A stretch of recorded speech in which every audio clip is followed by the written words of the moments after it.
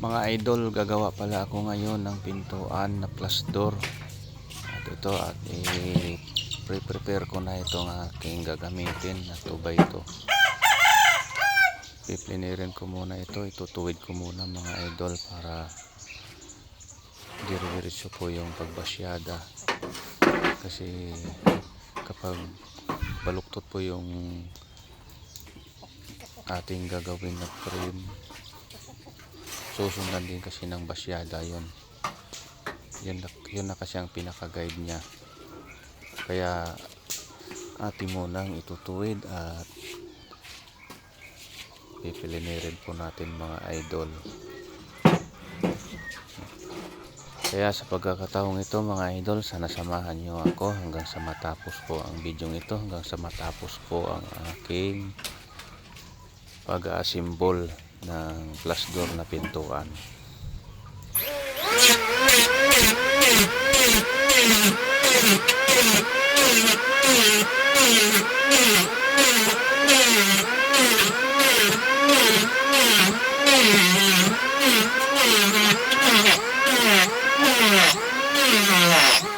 Ayun, magbabasyada po tayo ng para sa frame ng pintuan.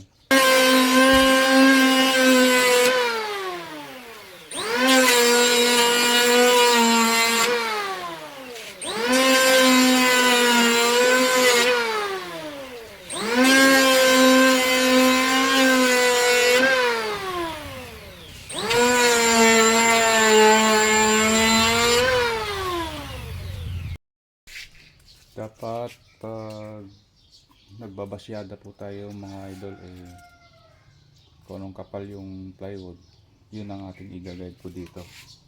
Ayan. Kung pantay po yung yun. Ayan. Okay na po siya. Ayan. Pantay na. Saka naman natin babasyadan sa kabila. Babalik pa rin naman natin.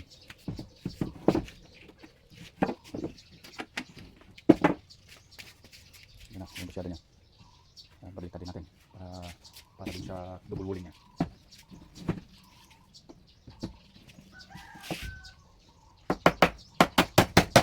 Papakuan natin para hindi sa gagalaw. Tayo nagbabasyada. Ay, na.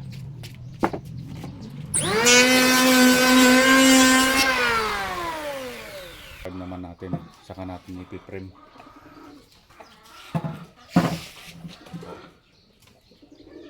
45 degree dapat. Dapat.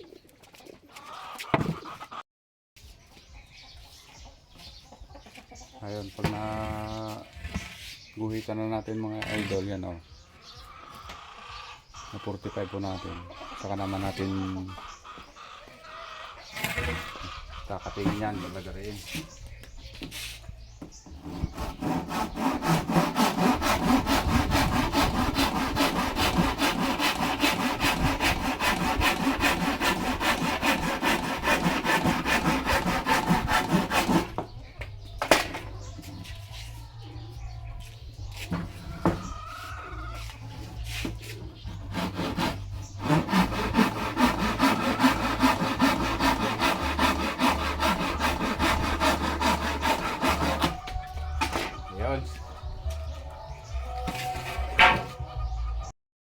Ayun, pag nalagarin na natin mga idol, isi-sit up naman natin. Asimbulin natin.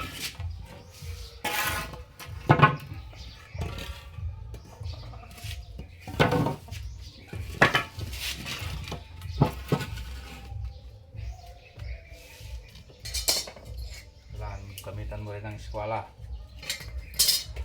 sa metro. Number 1 po, eskwala.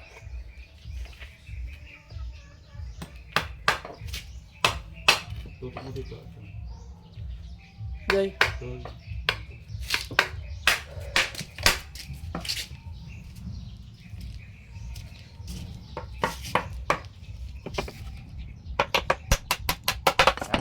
Pakuhan mo na.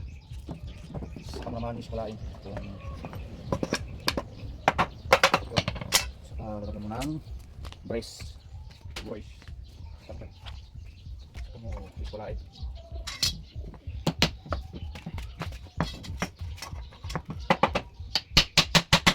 Ayan, stop. Tidak naman.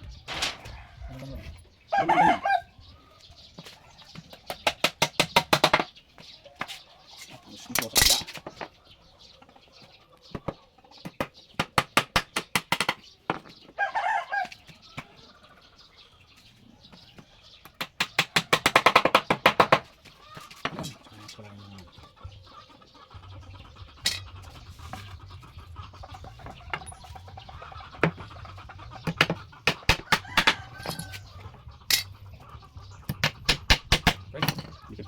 Na simbol niya mga idol, susukatin mo ito kung yun din ang sukat niya. Tapos, yan, ayan, ito. Yan, sige na lang.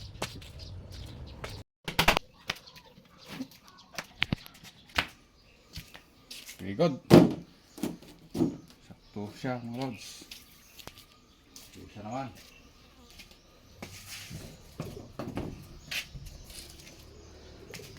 Check pala.